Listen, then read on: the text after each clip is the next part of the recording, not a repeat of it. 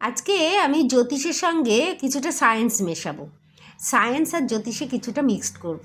কীরকম মিক্সড বলুন তো? ধরুন আপনার ভিটামিন ডি এর অভাব, সব কিছু খেয়েও বা অনেক কিছু ডাক্তারের ওষুধ টষুধ খেয়েও ভিটামিন ডি এর অভাব আর কিছুতেই কমছে না। জানবেন সূর্য মানে কমজোর আছে, সূর্য গ্রহ আপনার কমজোর, তাই ভিটামিন ডি এর অভাব। সূর্যের আলোতে বসুন কিছুক্ষণ। আচ্ছা, যদি দেখেন আয়রনের খুব অভাব, লো আয়রন, সবসময় লো আয়রনে ভোগেন আপনি, তাহলে শনিদেবের কিন্তু একটু দুর্বলতা আছে। শনিদেবের ইয়েগুলো করবেন। কখনো যদি দেখেন ভিটামিন সি এর খুব অভাব, তাহলে জানবেন মঙ্গলদেবের একটু দুর্বলতা আছে। ভিটামিন বি টুয়েলভ তো ভীষণ দরকার মানুষের শরীরে। তাহলে কে কমজোর বলুন তো? বুধ কমজোর হলে ভিটামিন বি টুয়েলভের অভাব হয়।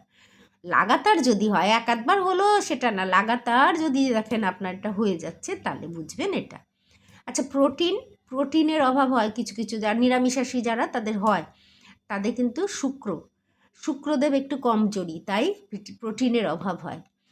আর হজম শক্তির যাদের লাগাতার হজমের একটা ব্যাঘাত হতে থাকে, তাদের কিন্তু বৃহস্পতিদেব একটু লো, ফলে তাদের হজমের একটা বিরাট ব্যাঘাত সবসময় ঘটতে থাকে।